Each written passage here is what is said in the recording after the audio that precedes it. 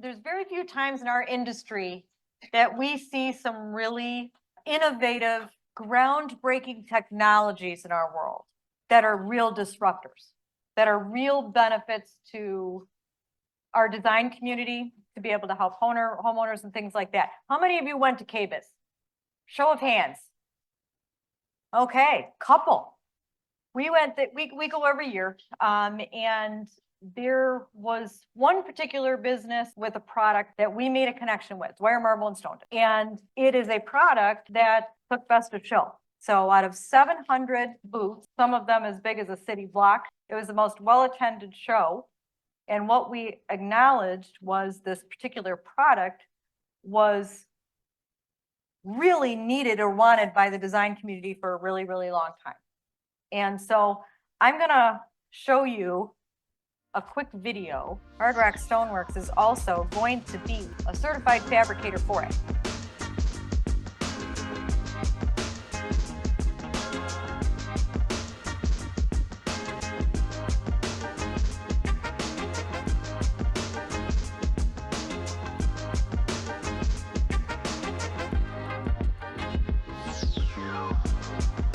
How long have you guys been waiting for that?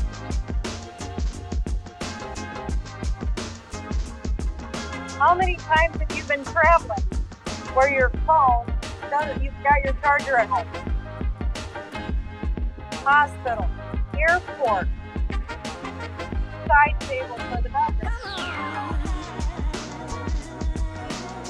Oh yeah, I want to do both devices, 3 devices. So multi-device surface integrated into the countertop charger. Wireless.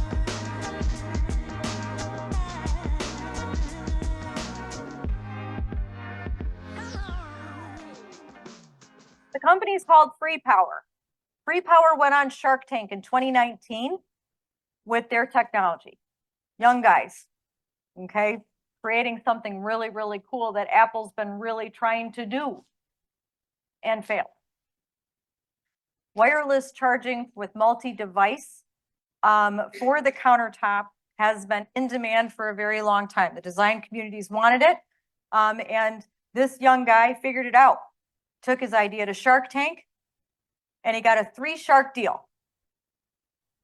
It is the first one in Shark Tank history that once they finally signed the deal, which takes about 6 months down the line because they have all the paperwork and all that stuff that you don't see, past the show, that it was 6 times the value because Tesla licensed the technology. So the sharks had to come to the table with a few more bucks. Ultimately, they have that backing, and they released the product at KBIS. We've never seen anything like the buzz for a product like that at a show like that is so well attended, right?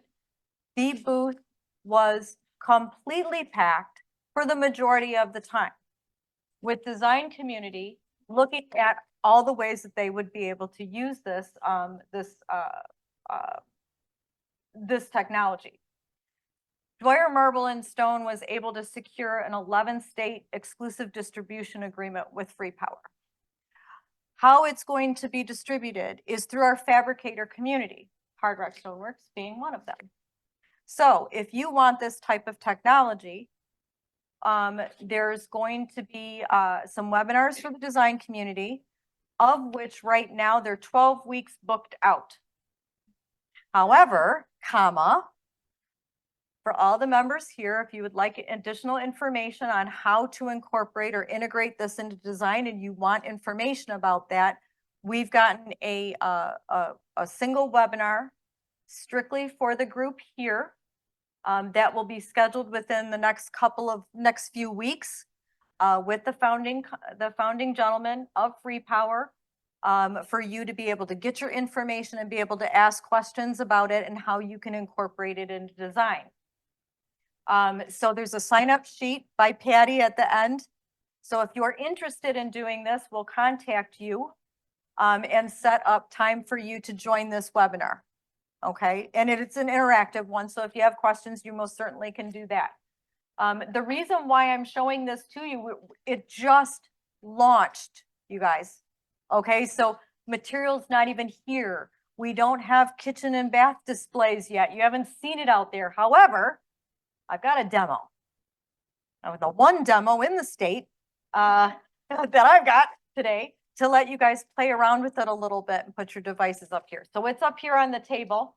But what I wanted to show you is really what the design community was saying. And this was that booth.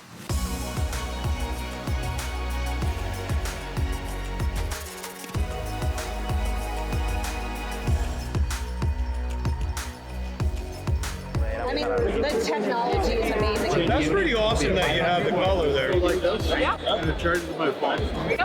Wow. This is amazing. Yeah, Wow. you guys thought of everything. I have been waiting for countertop charging for so long. I feel like it's been a story in the media for years. No one has been able to really elegantly execute, and Free Power, I'm finally seeing the result of all of that talk. Many times with design innovations, and especially electronics, they tend to be obtrusive and they get in the way of good design. What I feel Free Power does so well is that it has the beneficial parts of being functional and bringing the technology to our clients, but letting our designs truly, truly shine. I think, you know, that ability to have a simple halo or an etch in the stone or even wave the phone and have that kind of wand feature of the charging station to appear is spot on. And we just tried it out, and we tried not just one phone, but we tried multiple phones, and it instantly picked up the phone, it instantly connected. Just by doing that simple test, I'm sold and I'm in love. I see this product really being used beyond countertops in the future. What we're seeing is this is an opportunity for you to charge your gadgets and have a completely clean countertop. Sit down at the counter, be working, be charging. I can't even imagine any client who wouldn't be interested in this technology. I love that it cleans up the countertop and eliminates the need for cords. Amazing. It feels updated, it feels convenient, it feels like what the people want. With over 216 patents, they have solved so many problems. This could be installed in your kitchen, on your countertops, in your office space. I am so excited about this product. So cool, right?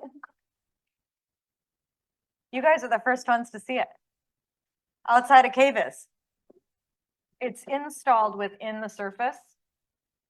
So, I mean, what happens is a pocket gets routed out into your countertop surface, and the unit is popped in, installed, and then hardwired into, or plugged into an outlet, just a regular 110. So do you want to stand on it? No, but you want to stand on your countertop.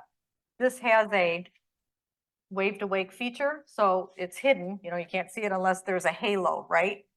Or to be able to put your phone. The halo brightness is ranked for every single color of all the different factories or manufacturers of engineered quartz right now. They will probably incorporate natural stone, but natural stone will have, because of the halo, that, see that? With different natural stones, some are translucent, some are not, and there's going to be variables, right? So if it's, let's say it's a quartzite like Taj Mahal, that halo, the light underneath may have, you know, depending on the minerals there, may look a little bit differently than it would with, like, let's say a translucent white quartz. So Hard Rock Stoneworks, and I'm Kristin Holder from Dwyer Marble and Stone.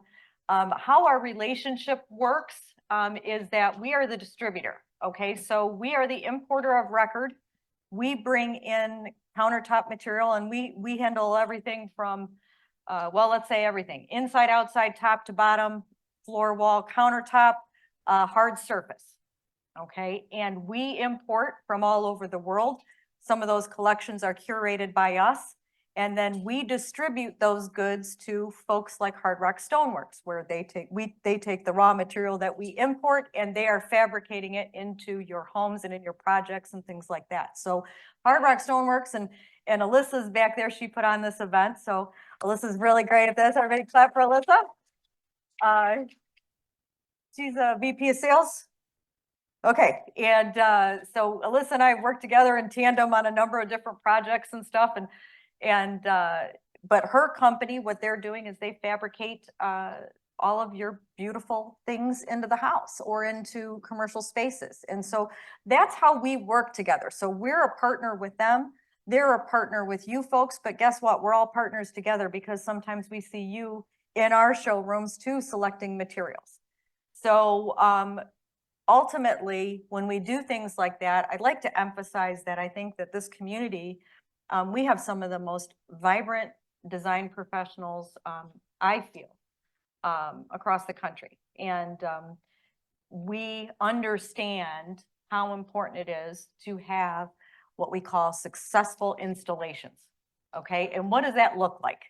Successful installations look like a happy customer that understands how the material is going to behave in their home and what, and really setting expectations. So we as professionals, even though I represent the distributor side, okay, Alyssa represents the fabricator side, and you guys are the design community. Ultimately, we are one big happy family and working together to have successful installations. Okay, so you'll hear me say that a little bit more about what successful installations look like. And at some part in the chain, I think some of our homeowners or our end users, they have these let's say, grandiose expectations of how materials are supposed to behave. Okay, and to be able to talk about those surfaces very openly and let them know, you know, guess what? Yeah, it's going to stain. You know, oh, is my material going to stain, or is my countertop going to stain? Yeah, it's going to stain. If you want to stain it, you can stain it, no matter what it is, no matter what everybody's been telling you. Okay, so I want you to feel confident in being able to talk about surfaces and setting those expectations. And although we're one big community asking for, or I guess wanting successful installations, we are professional managers of expectations. That's our job title. Am I right? And that goes with probably all products, but you know, today I'm talking about hard surfaces, but that probably goes with all hard products because our customers don't want us to tell us what they need to hear. Okay, so we're going to talk, this is a new CEU for us. And I'm a member of the Natural Stone Institute and a certified speaker. Some of you have maybe seen me speak. That is a really old picture. Oh, and here's a plug for the Michigan Design Center. At the Michigan Design Center, I read on the big event coming up in May, they're doing free headshots. I'm signing up. I used to straighten my hair. Katrina remembers. Yeah, I got lazy. Give you a little background. I've been with Dwyer Marble and Stone for almost 10 years, 9.5 years.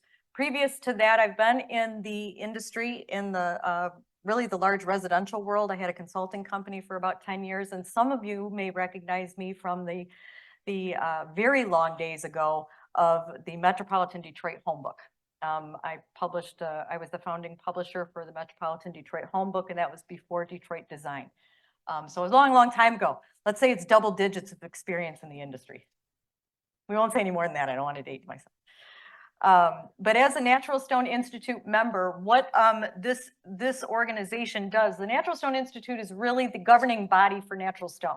Okay, so they oversee specifics for installation, what is the right thing to do, what is the wrong thing to do, testing, as well as advocacy for natural stone. Okay. We are members of the Natural Stone Institute, and in order to be a certified speaker there, you go through a few hoops and you learn a lot about rocks. Okay. And as we were setting up yesterday, I always think, maybe I should have really gone the fabric route, because rocks are a little heavy.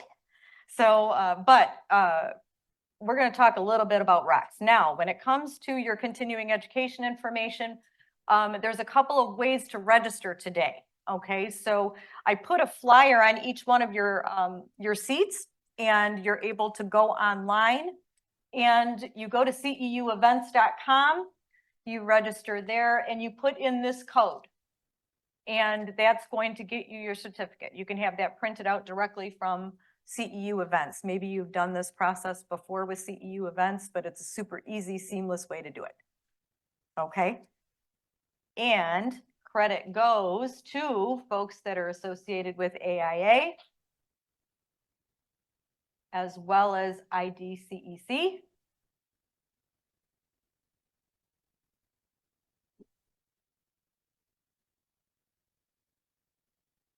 Landscape architecture as well. So if we have any landscape architects in here, have any landscape architects in here? Yeah, I didn't think so. Not a lot of countertops outside. Well, there are, and not landscape though. Okay, so our course description for today.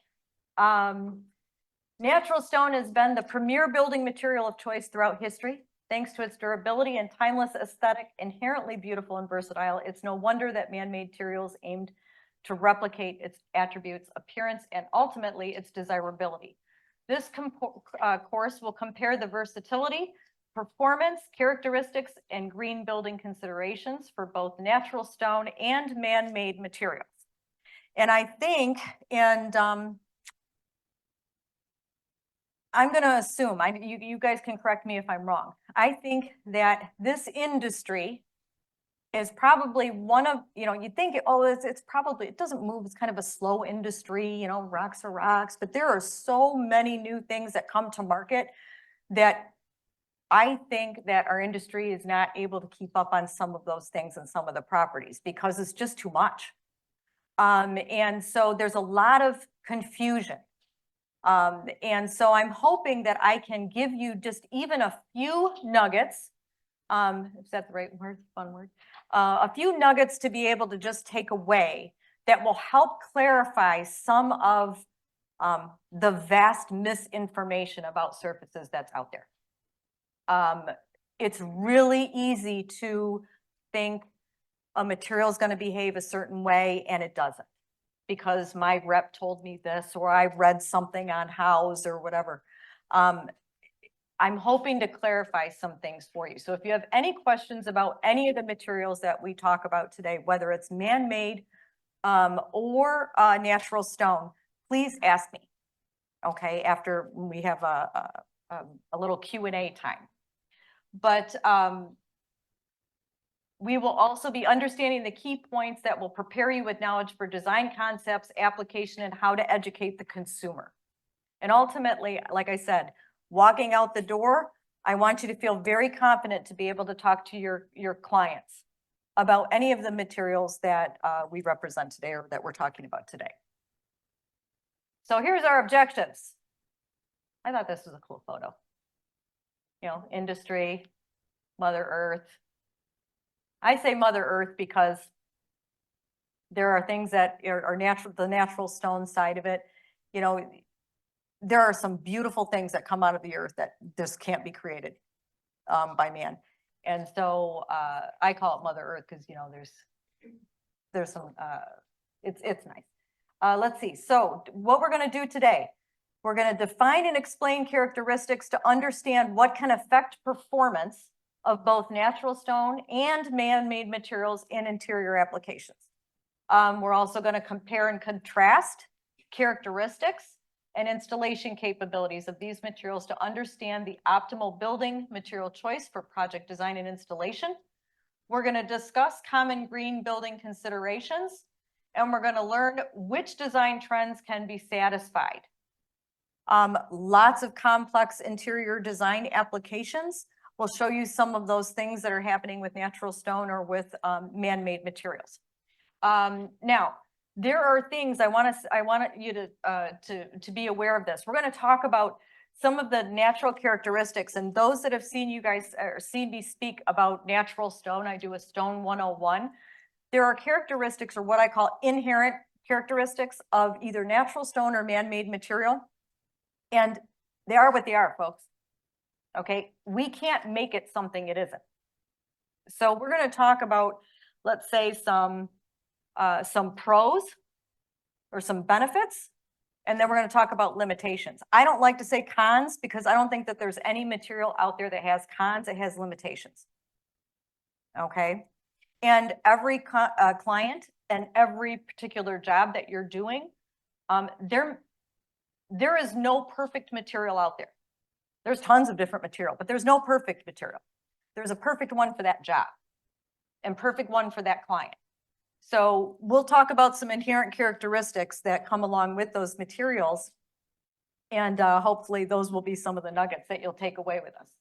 But let's start with the basics. We're going to peel back for basic stuff. Mother Earth, okay, or natural stone. What is it? It's been harvested from the earth in its original position, okay? Then it's cut, machined into final products without altering the natural fabric of the material. Okay, taken out of rock or taken out of the ground, taken out of the mountain, you know, shored up, and then sliced and diced, installed.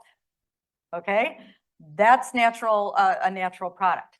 Made by man is any material that is removed from the earth and deconstructed and reconstructed into a different hard surface that is not considered natural stone. Okay, so that includes engineered quartz, engineered surfaces like engineered porcelain, symphony by Aurea stone, corian, marblite, concrete, terrazzo, laminate. Well, laminate is different, but okay. So any of those things, those are not natural stone. They do not qualify in the category. I say engineered because it keeps things all under one roof. Okay, engineered material. And I also say engineered quartz because we've gotten really, we've gotten in a habit of calling engineered quartz just quartz. And quartz is a mineral. So when you start discussing the minerals of natural stone, one of them being quartz, it confuses consumers and our staffs and the industry that we're actually talking about the mineral. Okay, when you just say quartz is slang. Okay, so I say engineered quartz because it just makes it a little bit clearer. So, okay. A couple things that we're going to cover natural stone first. We're going to cover Mother Earth. And here's Stone 101. Okay, there are a couple different things that you need to learn about stone or understand about stone that if you know the chemistry of the material and then the formation of the material, which we'll cover in a second, you're able to basically have those stones, all the stones that we use in our world, in our industry, and put it within a grid. And that grid helps predict the behavior of how it's going to behave in the house. Okay, super easy. It's like a trick. It's like a bar trick. Okay, you'll win money. Okay, so here's the first thing. Calcareous stones. Okay, so calcareous stones are made up of calcium carbonate as the building block. Okay, that's one of the minerals that's within these types of stones. Examples would be limestone, travertine, onyx, and marble. Okay, think calcium carbonate. Let's say baking soda. Okay, so baking soda, Alka-Seltzer. Okay, you put something that's acidic next to that. Anybody use baking soda and vinegar to clean? Okay, you know what it does, right? Okay, it creates a chemical reaction. Think of it that way. Okay, siliceous stones are made up of silica or silicates. Okay, well, that's sand, for generally speaking. Okay, so this is what I teach the folks that do Stone 101. S equals, Amy, do you remember? Sand. Okay, so S equals sand. Now that's important because sand-based materials behave a little bit differently.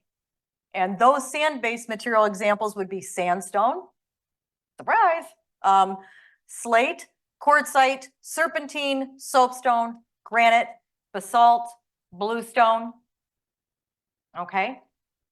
Those are sand-based or silica-based materials. Others would be calcareous. That's limestone, travertine, onyx, and marble. Okay. Now there's a basis of stone formation. We are going into 8th grade earth science right now. So everybody is going to be a geologist when they leave. Okay, basis of stone formation. Now this is how stone is formed through the millennia. Okay, there's sedimentary stones, there's metamorphic stones, and there's igneous stones. Okay, so when we look at sedimentary stones, sedimentary is derived from the Greek word meaning settle. Okay, makes sense. Sedimentary, settle. So there's a little word association there. Metamorphic stones mean changed. So, you know, if we've done the butterfly cages, you know, or grab the caterpillars and do the butterfly cages in earth science, okay, something happens with the caterpillars, they turn into the pupa and then they turn into the butterfly, right? They go through a metamorphosis. Okay, so what metamorphic stones mean is that they actually were something before, and through the course of time, heat, pressure, they turned into something else. Okay. Then there's igneous stones. Igneous is taken from the Latin word meaning fire. So igneous stones are actually out of molten and hardened under the earth. Okay. Here's the basis of stone formation. 8th grade. We're all ready. Okay. So you've got sand and parts and particulars and critters and all this stuff that, you know, maybe critters don't make it and parts of them go in here. And then they get deposited within, let's say, riverbeds, lakes, things of that nature. And they continue to go like the beaches, you know, and they get settled in, okay? These are sedimentary, this is a sedimentary area, okay? So that's where sedimentary rocks are actually formed because you have pressure going down, heat, and they get hardened and they bond together. And so sedimentary stones are then formed. That's sandstone, travertine, limestone. I've got onyx in here because there's not just seabed sedimentary stones, there's actually continental beds which are formed from springs. That would be your travertine and your onyx. So you've got settling here, then there's shift in tectonic plates, millennia of years, millions, right? Heat, pressure, push those things up, change things into different materials.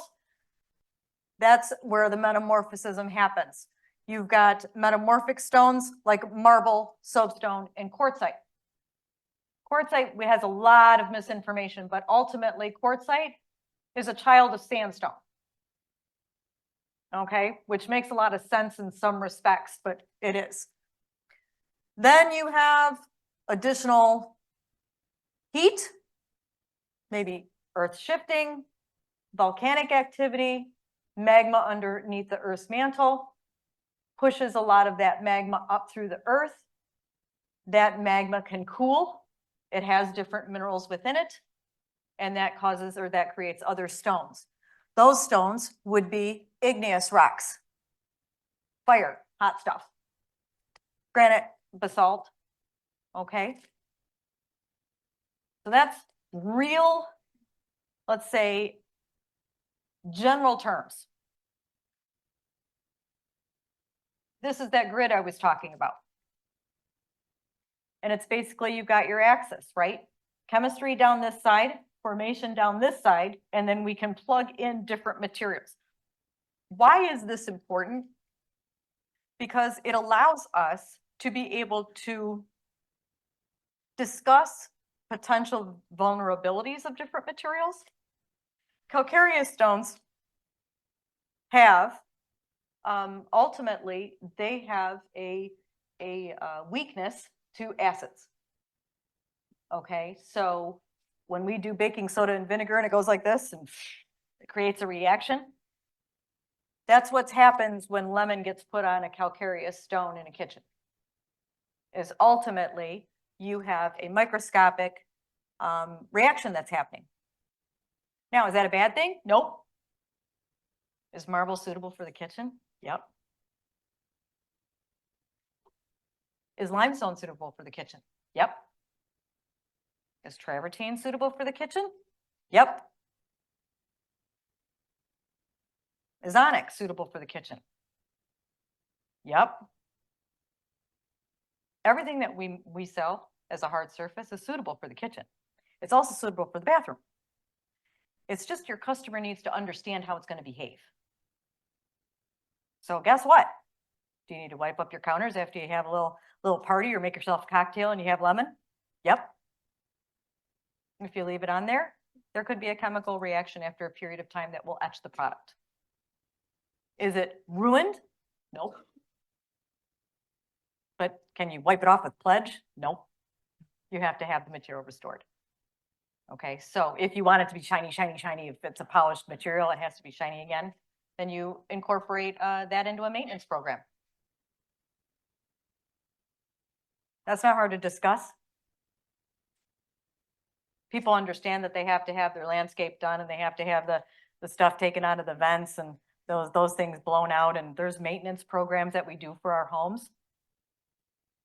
If you want marble and you want polished marble and you want to live with it and you want it always shiny over a period of time, you have a maintenance schedule for that. There's plenty of restoration companies that we can connect you with if you'd like that.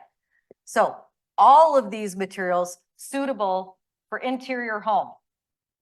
Let's clean it up. Okay. Siliceous stones are sand. Like I said, they're made of sand, sandstone, slate, quartzite, serpentine, soapstone, granite, and basalt. Guess what, folks? Anything that is in a siliceous product, they will not etch. Okay, so sand doesn't etch. So if you really want to know if a quartzite's a quartzite's a quartzite, there's no such thing as a soft quartzite, by the way. Quartzites don't etch, period. Okay, if they do, chances are they're probably a dolomitic marble or a marble. The reason why I'm clarifying this is because quartzite's pretty much into the industry. It's about 10, let's call it less than 10 years old into our mass market industry, but it's used a lot now. It's one of our most common stones. People love them because they have a resemblance to marble. And some of the stones that are coming out of the earth right now are super bombastic and they're colorful. It was colors that we've never seen before. A lot of them coming out of Brazil or India. And so ultimately, they're new. And so we need to understand a little bit about them, and we need to, it's not like they were man-made, so we know how they were made. They were come out of the earth, so we need to know how they're going to behave. But what we know is that true quartzite with the label, quartzite, no etching. If you're unsure and you want to be sure, put a lemon on top of your sample, see if it etches. If it etches, it's a dolomitic marble or a marble. Okay, questions so far? We're gonna have a little Q&A afterwards. And okay, so how the agenda is gonna go. We'll do this. Okay, we're gonna do our CEU so we can get our credits. And then we're going to talk about the loyalty program for your designers. Our designers got something really special in the bag today from Hard Rock Stoneworks. Yeah, yes, yes. No. If you have you want to test it and it's got a matte finish, can you still test it with the lemon to show if it etches? Sure. Yes, it will. However, a honed finish is far more forgiving. So yes, you can see it, but it'll be sure. In fact, it's a great recommendation for a client that's sensitive. Yeah.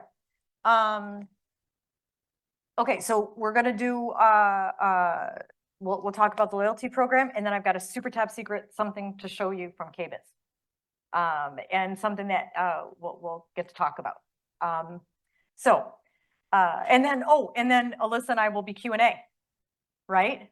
So anything you guys want to ask us, bring it on. Okay. So I highlighted some of these stones here because they're ones that we use consistently on countertop surfaces. So we have to understand, what's important is really understanding our performance attributes. What are performance attributes? Well, they're inherent characteristics. What the material can do, what it can't do, what we can't make it, okay? So the Mother Earth has some that are performance attributes that are part of the material. And then there's man-made material. They also have performance attributes that are part of the material.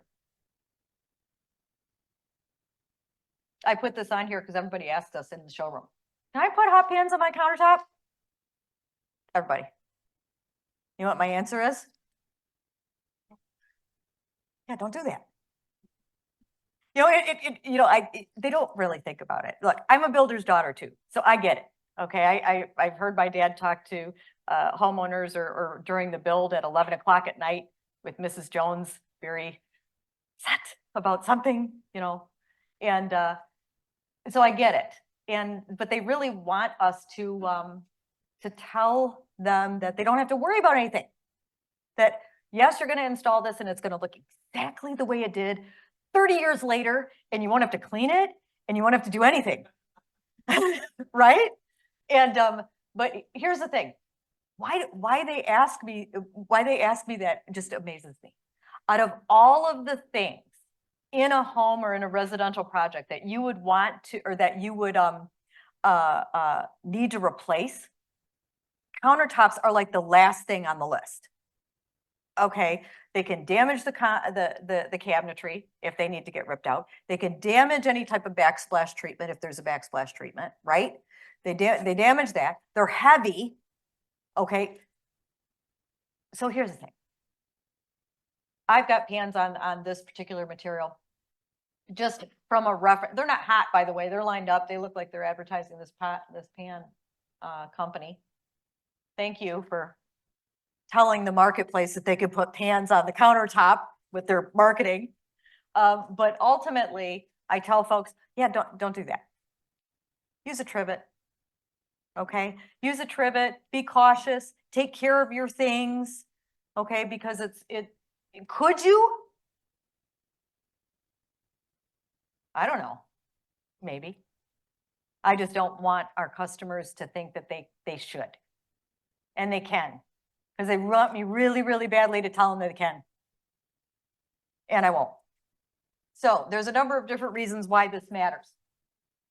Okay, with natural stone, you know, the heat resistance is an attribute. How a material reacts when it's exposed to elevated temperature.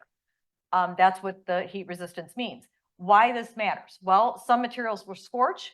And then also if heated unevenly or rapidly, some materials may crack. It's called thermal shock. Okay, we've seen it, but it's super rare. Okay, it's super rare. It doesn't happen very often, but of course, you know, it's going to happen with your client, right? You know, so that's why, you know, Dwyer marble and stone, we're going to be like, yeah, don't put this stuff on the countertop. Okay, and what thermal shock is, give you an example. When you put ice in at a glass, and then you pour really cold ice water into the glass, your ice cubes still crack? Okay, just even that type of a difference could crack a stone at different parts. It's called thermal shock. It could happen when you take a hot pan onto a cold surface. Okay, so yeah, use a trivet. How's that? Next thing, chemical resistance. The definition is a degree in which a material can withstand exposure to chemicals without a visual or performance degradation. Why this matters? Well, exposures to common in-kitchen applications such as acids or alkali can potentially cause etching. So we talked earlier about those calcareous stones being a little bit more vulnerable to, let's say, acids. Okay, so I use lemon because that's an easy one, right? Citrus is easy, but actually saline solution could do the similar thing. Okay, saline solution, hard water can do that on a number of different materials. So depending on if it has let's say, some acidity to it, it could have some etching. But looky here. Engineered quartz. That this is also, when we talk about chemical resistance, this is just household chemicals wiping down on engineered white quartz. Okay, that's not permanent, but if you have engineered quartz, you might have seen that, where it leaves kind of a film on top of the surface and it's not as super duper shiny. That's because somebody is maybe taking a sponge, maybe putting Dawn dish soap in to clean it. You know how long it takes Dawn dish soap to get out of a sponge?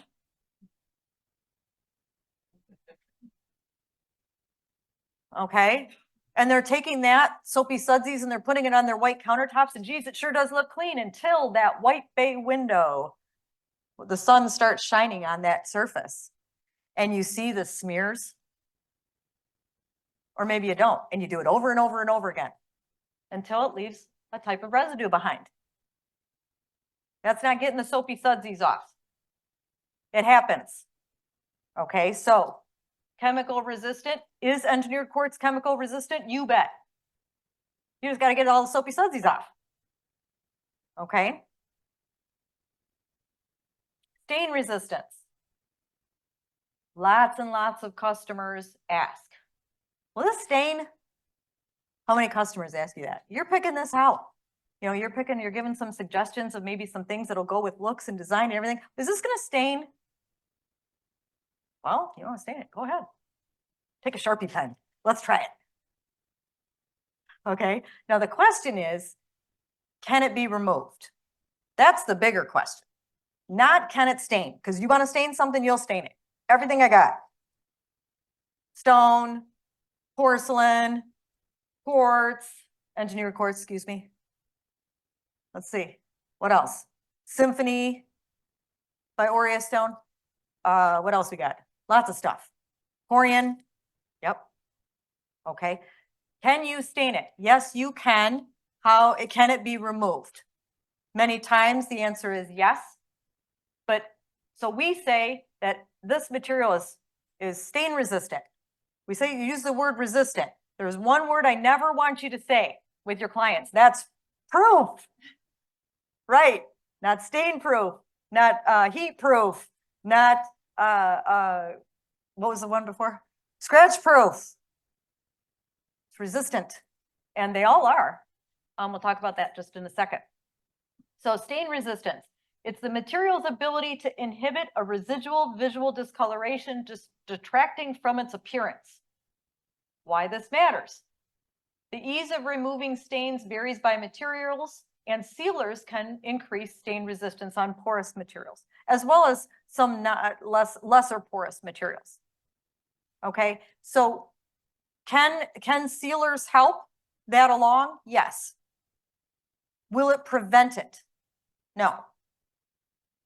The reason why is meat grease degrades sealer. So if you have somebody that is putting meat grease on the countertop a lot, not cleaning it up, it'll degrade that sealer and it'll just break it down. And you know, meat grease is a thing in a kitchen. Hello. But also, we talk about sealers. We are advocates of sealers. Dwyer Marble and Stone is an advocate of sealers. So there are materials out there, engineered quartz being one of them, that will say, you know, do you have to use it? Do you have to use sealers on engineered quartz? You don't have to seal it. That's the marketing of engineered quartz. You don't have to seal quartz. Well, you don't have to seal anything if you don't want. Is it does it help? Is it a barrier? Huh. Chemical companies are making quartz sealers. Wonder why that is. You know, brands like 10X and Miracle Sealants. Some of the biggest sealing chemical companies in the world are making sealers for hard surface. Okay, so when they say they don't have to, you're right, you don't have to, but it helps. So we're advocates of that. Okay, then there's porosity, an attribute of absorption. This is an easy way to explain it because there's, you know, some math that happens into it. But ultimately, the definition is the difference in weight in saturated versus dry condition expressed by percentage. Katrina's here. Katrina's our architectural rep. I don't know where she is right now. Back there. You know, how often are we talking about porosity percentage? On some commercial specs, sometimes we're talking a little bit about those tech specs a little bit.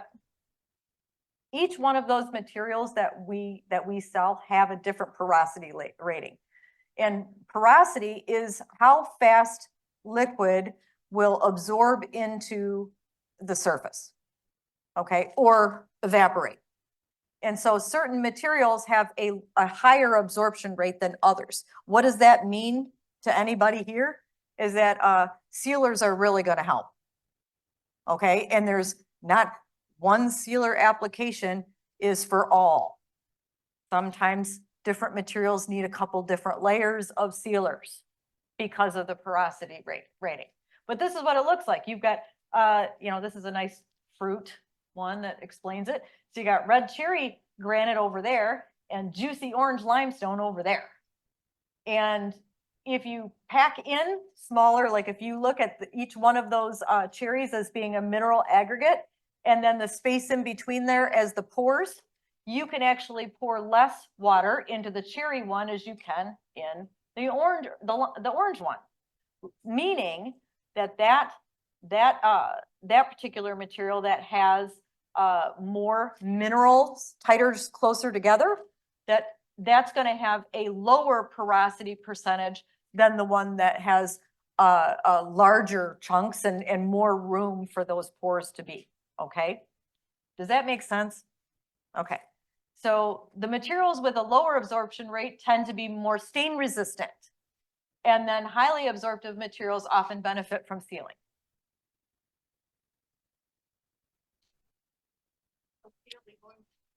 Huh? Seal both. Seal both. Seal that one time, seal that one 3 times. Fair enough? Okay.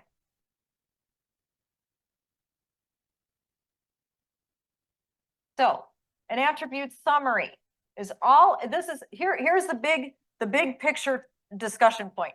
All attributes explained should be taken into consideration for every application. Okay. And the factors discussed are generally a concern for any material utilized. Most of your clients are going to ask questions about some of the things that we talked about in this segment. They'll ask, can I put my hot pans on the countertop directly from my broiler pan? The answer is it going to stain? Or will this stain? Will this stain? Yes. Okay. Is it really high maintenance? Okay, you want to hear this is my perspective. Maybe you won't want to hear it, but this is my perspective about maintenance. Okay. Do I think sealing my countertop surface once, let's say every 6 months or once a year, is high maintenance? The answer is no. High maintenance is washing my white car. Okay? Okay. Have you ever gone to your dealership and said, am I gonna have to wash this? How high maintenance is this? Right? I mean, no car salesman ever has to deal with that. Ever. Is this color more high maintenance than the other one? Is it going to get dirty? Yeah. Is it going to get scratched? Yeah. Okay. Bustling kitchen with children, little ones, maybe not, maybe grandchildren, little Johnny throwing Tonka trucks, okay, versus car on the road. Same thing. They're both going to get used. Okay, they both aren't going to look exactly the way they did as soon as you opened your car up the very first time and you opened up and got in and you smelled the car. Okay. Kitchens get lived in, okay? And bathrooms get lived in and commercial spaces get lived in and all of that. They get lived in by people, us. So ultimately, you should be able to talk about any of those things very, very openly and confidently. One of the lessons that my dad taught me as a custom home builder is tell people what they need to hear, not what they want to hear. And it was really hard to do it in my youth because you're so worried that you might tell them something they don't want to hear, or that you might lose a job because you might be bidding something, or any of those things, that you might fluff, you know, their expectations, and then you get put in a pickle. Then it happens. You told me that this wasn't going to stain, or I was going to have to do anything, or whatever. You have that happen one time. And when you own your own businesses and things like that, it can be a very, very costly mistake. Commercial projects, extremely costly mistake. Okay, so you always want to tell your customers exactly what's supposed to happen with your materials. I want to talk about Mohs hardness for a minute too, because there's some misinformation. This, bought it on Amazon, super sophisticated scratch kit. This is the Mohs hard, oops, that wasn't supposed to happen. Don't look. All right. This is the Mohs hardness kit. It's super duper scientific. And you can get it on Amazon for $29.95. Okay, we have one of these. Now, it's something that we use when new stones come in. Okay, when new stones come in, new materials come in, because you know what? Every rep says it's the best thing since sliced bread, what I'm selling to you. And we're like, yeah. We're going to check some things out. We're going to do some testing. Okay. And ultimately, this is the most scale of hardness. Most scale of hardness is used primarily for gemstones, but rocks are gemstones and surfaces are gemstones, kind of, right? It's jewelry for the home. So I've got a little scale that kind of plugs things in. Baby powder is talc. That's made from the mineral talc. That's the softest mineral. Okay, so it's going to be low on the Mohs scale. Soapstone falls in between a 2 to 3. So what does that mean? Well, soapstone's fairly soft. Now it has a lot of other unique properties that are super, super cool. But ultimately, can you scratch it? Yeah, you can with a copper penny. Okay, so a copper penny is at 3. So here's the scoop. Everything to the left of the next item will scratch the things on the left. Okay, so a copper penny will scratch a soapstone. Marble falls in between 3 and 4. Okay, so will a copper penny scratch marble? No, but can I cut on my countertop? Okay, these are just stainless steel. Now, what you don't know is that you don't know what type of knives, what the metal is now. Is it titanium? Is it porcelain? Is it, what kind of knives are these? So when they say, can I cut on my countertops? They used to be stainless steel or whatever. Not so much anymore. There's lots of different varieties of knives. And if they're porcelain, they're over here. Okay, so will those porcelain knives scratch other materials that they wouldn't have normally in the past, years ago? Yeah.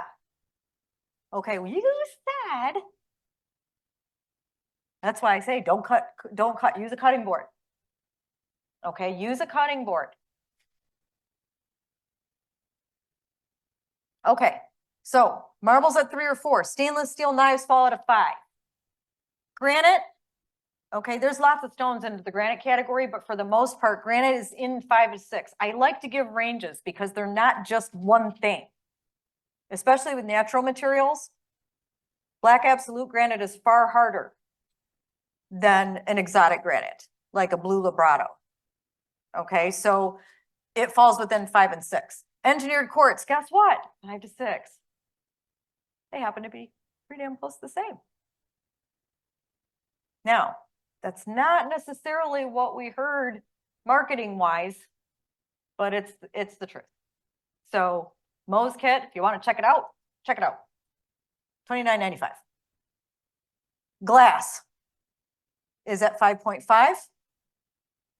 Quartzite falls between 6 and 7.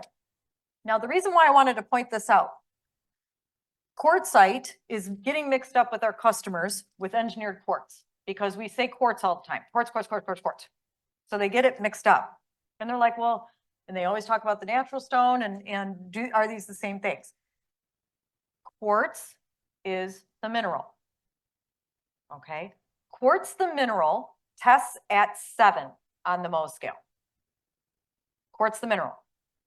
Quartz, the mineral, is a component of quartzite, okay? It is not all of it. It is a mineral that's within the stone, okay? Grind up the mineral, add pigments, resins, things like that to make engineered quartz. You do not have quartz, the mineral, at its purest form. So ultimately, when there is discussion about quartz and marketing testing at a 7, they're 100% right. Quartz does test at a 7. Engineered quartz, however, 5 to 6. Now, is anybody going to notice this in a home? Nope. No. Folks that are probably going to be most concerned with softness is going to be our soapstone people. With soapstone people, what I find, they understand what soapstone is. They come in, it's like a cult following. Okay? They know exactly what they're looking for. They want soapstone and it's going in. And they know exactly how it's going to behave and they know it's going to scratch. Okay, but they don't care because they want soapstone. Everything else in the home, for the most part, hardness on everyday use, you probably won't notice all that much. That's the truth. So, but I do tell you this because engineered porcelain is at 6 to 7, sometimes 8. Actually, I should adjust this to 8 because it's super hard and it's super scratch resistant. However, our plates are made of porcelain. You know, the rim on the bottom, you know, it's rough, right? They're made of porcelain. Mrs. Jones serving up the SpaghettiOs on her countertop, sliding them around, can scratch the surface because porcelain on porcelain can scratch. Okay? Is that okay? Do you guys, was that a good thing to cover? Okay. Okay. So let's compare and contrast performance attributes. Countertop, we have benefits and limitations. And I say limitations because it's not cons. So what are the benefits of natural stone? Well, wow factor. I like to say that we sell snowflakes every day at Dwyer because they're one of a kind. They're truly one of a kind. One slab, even though it might be out of the same bundle and things like that, that is somebody's unique piece. Okay, so every slab connects to nature, a piece of the Earth's history, and it's unique. High scratch resistance, granite, quartzite, because they're higher up on the Mohs scale, right? Heat resistance, all. High stain resistance when properly sealed. Natural stones need to be sealed, period. Low maintenance and repair and restoration capabilities. Repairing natural stone is really quite easy to do for the most part. I don't want to say that's bad. There's guys that they work really hard at that. But what I'm saying is that the capability or the possibility is far easier with natural stone than with some of the man-made materials right now. They're getting there, but they're not there yet. Wide range of color options, factory finishes, and edge profile options. What you can do and manipulate with natural stone, whether it's an indoor or outdoor application, is vast. Then there's limitations. Okay, calcareous stones such as marble, limestone, and onyx can etch when exposed to acidic substances. They're limited to colors Mother Nature produces. Okay, so that's a limit, right? So when they say Barbie's out, I want pink. Okay, we can kind of get you some pink with Mother Nature, okay? Not hot pink, okay? Sealers are recommended for most applications, and not all stones should be installed in exterior applications depending on the climate. Michigan being one of them, okay? We have the most violent freeze-thaw climate in the United States. Surprise! Okay, what does that mean? Certain stones that you see in Ohio or Tennessee or anywhere there like that cannot, what let's say, can be installed, but may not succeed. Okay, so we're all about successful installation. So please talk to your fabricator and your distributor about exterior stones that will maintain through longevity. Because we will recommend probably some ones that a homeowner may ask, you know, can I have this one? And we would give some recommendations of others. Okay, now there's made by man or engineered material. And I've got, you know, some of these number of different man-made materials up here. We've got engineered quartz, engineered porcelain, nano ink printed surface like Aurea Stone Symphony. Solid surface like Corian, cultured marble, Marblite, and then laminate. Okay, so what are the benefits here? Well, patterns and colors of man-made materials are predictable. Interior designers love that because they're able to predict the design and it doesn't have as much variation, right? You can go room to room and you're able to select that colorway.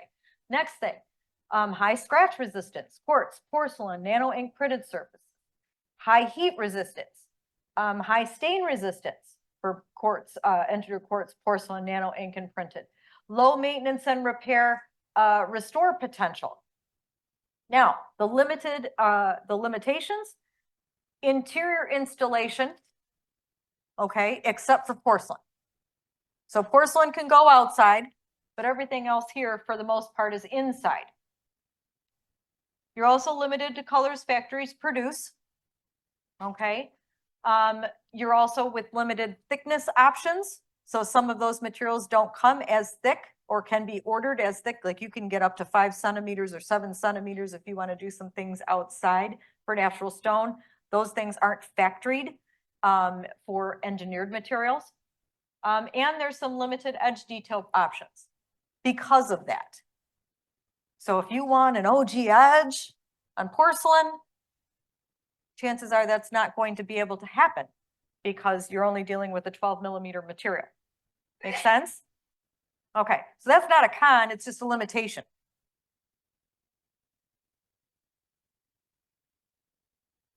This is countertop restoration. So we were talking about, okay, well, what happens if my material etches?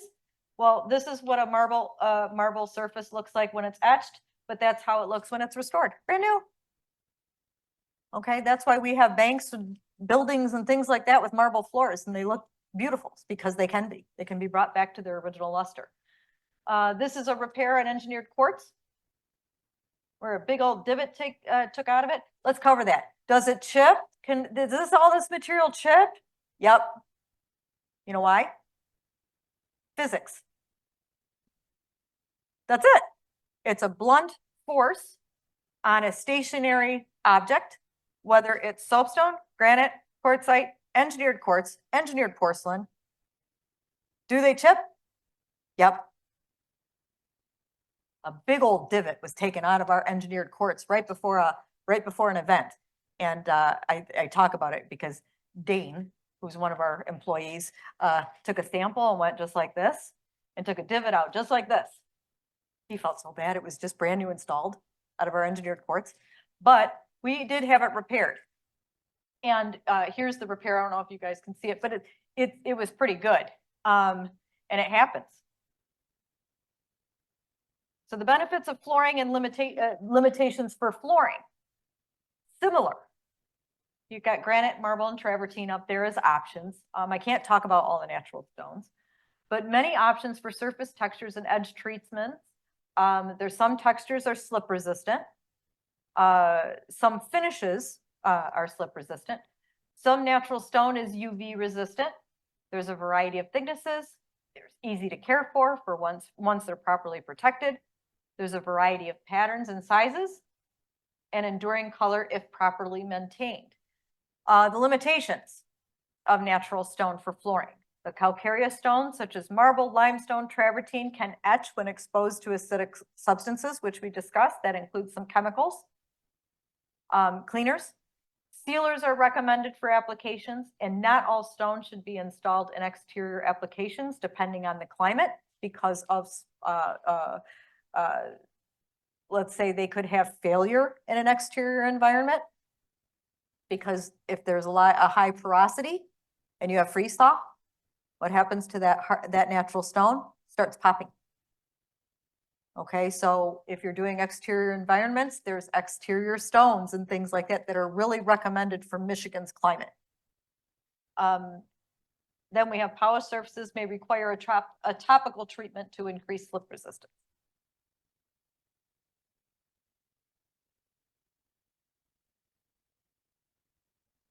Okay, made by man. Engineered benefits. Ceramic and porcelain are extremely durable. Ceramic and porcelain and vinyl are easy to care for. There's a wide variety of product due to the capacity and number of suppliers. So an engineered material, there's a glutton of product out there. So picking your best supplier and picking the ones that perform the best for you is important. Terrazzo is seen as creative due to some of its custom options in production. So you're able to color code, color match terrazzo, and that is a benefit, especially in design. Limitations. Well, you've got limited patterns and sizing due to factory production. Engineered material cannot be refinished. Typically, if you start to try to refinish it, it messes with the factory finish, and it's going to be a little bit different there. Okay, not that that's a bad thing, just you need to understand the expectations of that. Laminate vinyl can be scratched and indented. Clay, terracotta, concrete, and terrazzo need extensive maintenance. And plastic-based materials may contain red list chemicals. But here is your repair and restoration. That's what it looked like before with like even natural slate. And then after. And then natural marble, how it looks a little dull, but you can see how much of a mirror finish that is on the floor. So Jim, I'm sorry. Oh, sealing won't do it. You actually it actually gets resurfaced with several grits. Yep, and then it's, with a professional. Yep, and then so it's like sandpaper grit. Yep. So now we've got some green building considerations.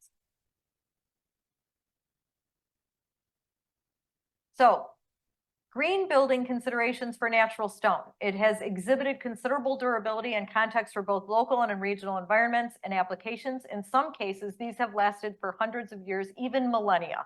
That's limestone at the pyramids. The Great Pyramids of Giza are made up of approximately 2.3 million blocks of limestone. So that was a long time ago. Limestone's got some longevity, I think. Most man-made materials have not been around that long to demonstrate the performance. Okay, so it's hard for us to say, well, how long does it last and can it endure? We don't really have we don't have that type of example, right? And some of those materials have been new to market over the past 30 years. So we only have kind of a 30-year run on some man-made materials. So it's hard for us to say. But natural stone has had a life cycle of longevity. Natural stone material and installation costs are offset by the long life expectancy and little need for extensive maintenance. Minimal cleaning chemicals required to maintain them, and they can be finished, repaired, or restored. So they don't have to get ripped out a lot of times. Natural stone is endlessly recyclable. If it comes in something big, guess what? It can be chopped down into something smaller. That's kind of what happens with a slab or with a block that's actually extracted, is that the biggest stuff are kept for slabs. If there's off fall or things like that, it turns into tile, okay, because the pieces are smaller. If there's actual even remnants of that, those could go into mosaics. Okay, so to correct or clarify, big slabs or big blocks of marble or stone don't come out with the intention to make mosaics out of them. Okay, mosaics are small pieces and they're, quite frankly, it's waste. Okay, the slabs are the most coveted. But if it's bigger, you can reduce it down to smaller. Green building considerations. This is what could potentially happen to quarries. Quarry reclamation. So once they've done their dig and they're done, and there's maybe no more to give, or the product isn't good anymore, or it's not in demand anymore, what can you do with that big old hole to give back to Mother Earth? Well, there's reclamation initiatives and responsible ways to have that area returned back to nature. And here is one very successful one that's in St. Cloud, Minnesota.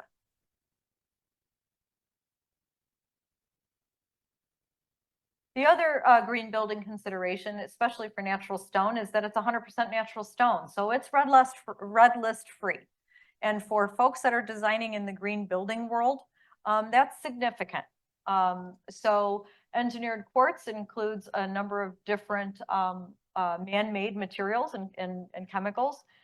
Concrete also includes some bonding agents and things like that through aggregate. Porcelain as well. So understanding the area's needs will help determine what reclamation solution is best. And what happens when there's scrap or offall? Well, you can do art. And for some of the natural stone materials or waste and byproducts, that what we would consider, man-made materials have a higher embodied energy in mining and refining. So there's differences between those two. And I'll kind of show you the difference in that energy. Right now, the manufacturing impacts or energy for natural stone as the stone is quarried. It's transported to a producer. It's cut into slabs and then it's shipped out. The manufacturing impacts of engineered quartz are a little bit different. There's actually raw quartz that's mined and then it's crushed and actually made into different pieces in size. That creates those different designs that we see, where you see some that have really big chunks and some that are super small chunks, or you don't see the chunks at all and it's very clean. But it then is mixed with polyester resin, or polyester resins are manufactured. And then the ingredients are transported to a manufacturing plant where they actually make the quartz, and quartz resin and additives are added to combine and placed into molds, compacted and cured. So there's a number of different manufacturing steps that are in addition to what natural stone would have. Engineered porcelain is somewhat similar. It goes through the raw material gathering first, then that raw material is transferred to plants, and then the plant actually makes that and it's combined, and then it goes, it gets shipped out from there. So when we talk about some green building or overall, whether one material is greener than another, each one of the engineered materials, like factories as from engineered quartz or engineered porcelain, they're extremely concerned about their recycling and their initiatives for green. They're probably some of the most efficient plants in the world, but they do have additional steps in addition to what natural stone would have.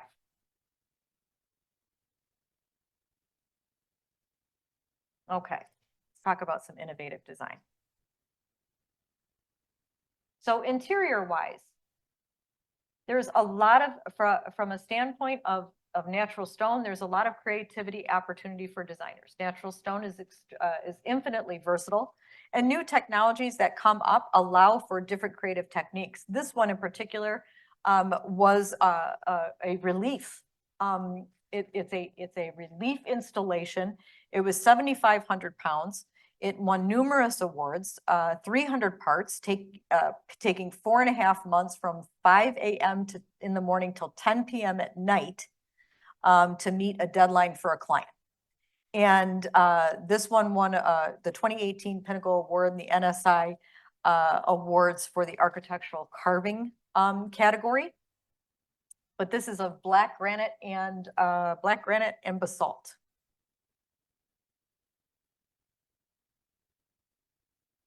You also have biophilic design, which is bringing nature in. And you can do this with engineered materials as well as you can do it with natural materials. This one in particular is with natural. This one also is with natural, where they're bringing the inside or the outside in. This is a contemplation garden that is in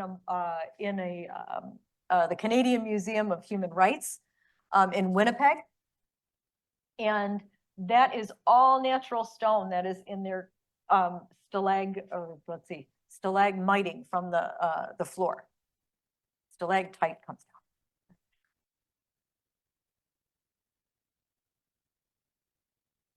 This is an indirect biophilic design, bringing nature inside, because this is engineered porcelain material.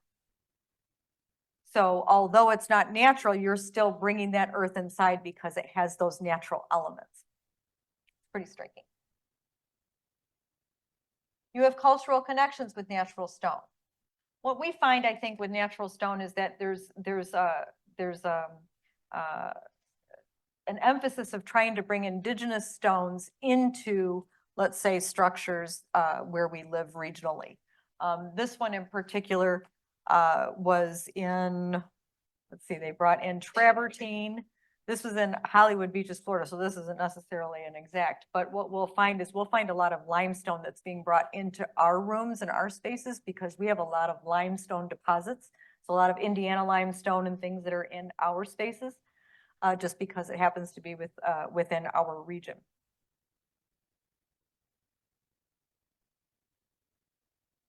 This is pretty cool. Natural stone can connect the user to regional history and the local vernacular architecture.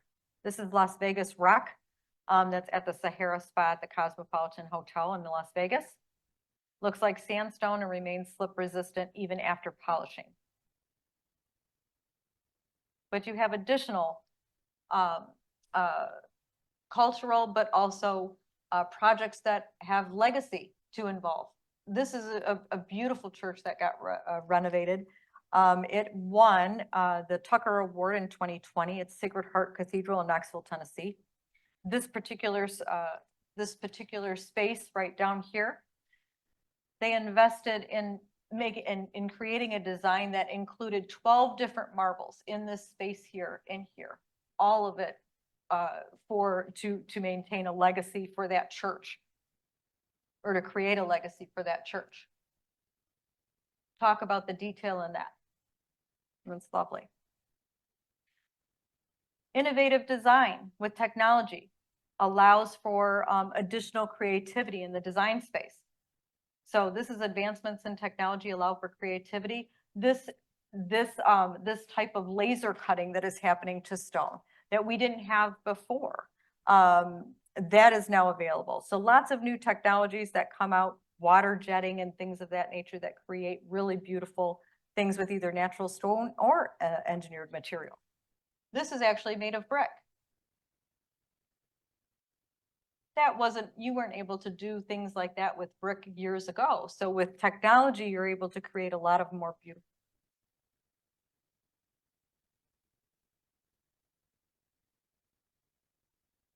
This won an award, 2018 Pinnacle Award of Excellence for marble. And this actually is in Singapore, where they actually bent the marble. So what they do is they cut the marble very, very, very thin and they mesh back it. And every stone, believe it or not, can bend a little bit. In our world, we talk about some bending of stone. Now you can't do it like, it's not like taffy, but it has a little give. And when you cut it thinner and thinner, it gives that flexibility. And so this was actually done with marble.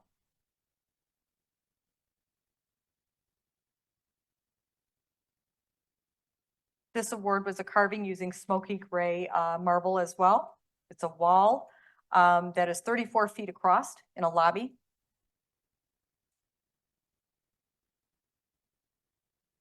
This sculpture was actually made of porcelain. So even using made by man materials. Now, there's a number of different finishes of natural stone. I'm going to show the ones that we're probably most familiar with. Polished, which is your mirrored finished surface. Okay, so it's going to be shiny on top. Honed has a flat finish, or like a matte photo versus a glossy photo, right? Then you have brushed and leathered. They're used interchangeably, folks. Okay, when you say a brushed material, I want a brushed material or a leathered material. A lot of times the factories just interchange those. And it could be because of the type of material, whether if it's got long waves through it, a lot of times they'll use the term leathered versus brushed. But ultimately that's a very popular finish now. And then flamed. Flamed actually uses a heat treatment on top of the surface, and it pops like popcorn. And it allows for a very high textured surface. I've got a sample up here if you want to see it. It's used for steps a lot of times. Okay, so steps are in commercial spaces or outside where you want to get some grip. Okay, that's where that finishes. You could do it for outside if you wanted, or inside, but it might hurt. But you can, I've got a sample of that up here.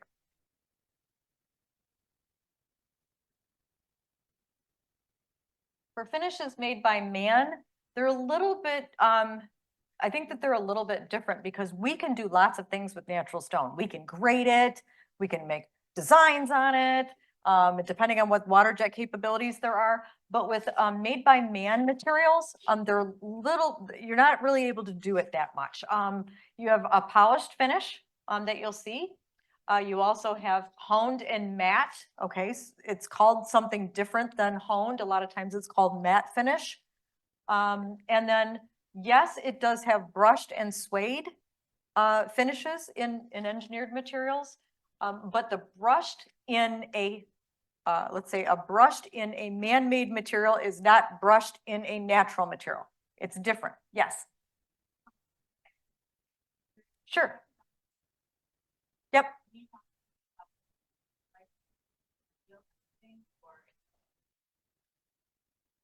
All of the finishes would get sealed. And in fact, and everything outside, it needs more sealing, actually, if it's not polished. Polishing is actually the last finish for a surface. So it goes through a lot of things to get it to polished. Honed is not polished, you know, taking something off. It's actually the step before polished. Okay. And so there's pores in the surface that have not kind of they're still open. So a honed surface actually will absorb more sealer, okay, than a polished surface. Okay, so when you say, okay, you had asked about those other surfaces and if they need sealing or if they don't, absolutely, and they'll take more. They'll drink up more sealer. Same sealer. Yep, same sealer. Yep. There's sealers that will actually make it look exactly like it doesn't even have anything on it. And then there's sealers that have an enhancement and that will enhance the color, almost make it look like a wet rock. Okay, and that's just user preference. But yep, the ones that are like brushed surface or honed surface, they'll take a little bit more of a drink. And your fabricators will know that. Am I right? Okay. you would raise your hand and say, Kristin, you're totally wrong. That doesn't happen. Okay. So for everybody to get their credit, guys all have to say yes. Everything. Okay, so did we define and explain characteristics to understand what can affect performance of both natural stone and man-made materials in interior applications? Yes. Yes, yes. Okay. Did we compare and contrast the characteristics and installation capabilities of these materials to understand the optimal building material choice for project design and installation? Yes. Yes. Okay. Did we discuss common green building considerations? Okay. And learned which design trends can be satisfied, included by biophilic design, complex geometries and textures, and to offer the consumer both creative and aesthetic opportunity. Yes. Congratulations, everyone. Okay, so there are some other courses offered by the Natural Stone Institute. I got to do my plug for the Natural Stone Institute, considering it's their presentation. So we do, there's Why Choose Natural Stone? We celebrate natural stone, the art of specifying natural stone, achieving green building goals with natural stone principles, natural stone thin veneer, the basics, stone care, and what you should know. So those are all the different 1 hour CEUs that are offered. I do one for the NKBA a number of different times in a row that we've done Stone 101. So we take a way deeper dive into that stone, and so those are kind of fun. Here are your professional resources. A number of different standards organizations. But ultimately, if you need help, you just raise your hand or you pick up the phone and you call us, or you call Hard Rock. Now, to get your certification, please go to ceuevents.com. So either take a picture of your flyers on your desk or on your table, register there, and that will allow you to print out your certificate that you attended and passed the class. Thank you so much for coming. Okay, so we got a couple of things. I'm going to grab Alyssa. In your goodie bag, there is a flyer from Hard Rock Stoneworks. As Kristin explained, we are the fabricator to the partnership here. So we measure, fabricate, install the product in the end user's home. And we are launching a new program. Well, it is new for the public, but it's a loyalty royalty program through Hard Rock Stoneworks. So for any designer who is frequently using Hard Rock, we will give you 10% back on your material purchase through Hard Rock. And we usually have a minimum that's required to do that, but we're going to waive that minimum because you came to the event today. And if you sell one project with us, you would immediately qualify for that incentive program. With that too, you get preferential scheduling. If you refer, other designers into the program, we'll give you some type of bonus back for that. Free stone education events, which is what we had here today. We will represent you on our social channels, so Instagram, Facebook, TikTok, YouTube. We are very affluent in all social media channels, and we pride ourselves on that. And there are 2 levels of membership. So if you do more than $50,000 worth of business with us for the year, we're going to add some extra incentives where we are, season ticket holders for like Tigers, the Red Wings, the Lions, stuff like that, where we can give you some type of tickets for an event or, dinner for 2 or something to that effect. Also, you would get a spotlight in our showroom. So we are a warehouse as well as a fabrication facility, and we have slabs that people can come and tag there. So with that, we have like a premium area of quartzites, marbles, natural stone, and we have relationships, throughout also with Dwyer, but Dwyer has a lot of stuff where they have an online inventory. So if you say, oh, hey, I'm in Sterling Heights or Macomb or wherever, I'd rather go tag my material at Hard Rock, but I love what Dwyer has. You can tell me, I want to show off this specialty material from Dwyer. Dwyer will give us the material. We'll put your business name on it. So, somebody who's done a lot of work with us, or I see a couple people in the room, Ruth Casper, thank you for coming. Dana, I see you in the back, thank you for coming. But we would post their business name, like Valia Design, and put a little spotlight about that, or Ruth Casper Design, and put a spotlight about that next to the slabs that have a little excerpt about, that they use Hard Rock and this is why and whatever, but give a little business bio. So the more you do with us, the more we'll expose your business in our facility. You'll get referrals from that. And the last incentive was also, sorry, there was one more. Oh yeah, the Stone Business logo. So we have been giving out some gifts lately of like your logo that's water jetted into the stone. So you might have seen some businesses where they have like their stone cut out of their business logo in the stone. For example, like we have some new clients here, Baha and I'm sorry, Andrea, was it? Adrian, thank you for coming, but we did gift them some luxury stone with their logo that they can highlight in their business, and we're capable of doing anything like that. So it doesn't even have to be a single piece. It could be a whole wall that we water jet that into, and you could backlight it or anything to that effect. But those are the extra benefits if you do more business with us.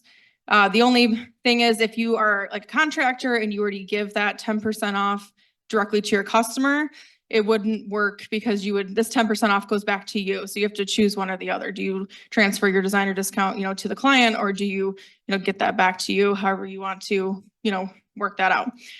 And then also it doesn't apply to jobs that they have financing on. But ultimately it's a pretty good program. I feel really great that we're the only fabricator in Michigan offering something to that effect. And we're happy that Dwyer, is partnering with us to give us those specialty products.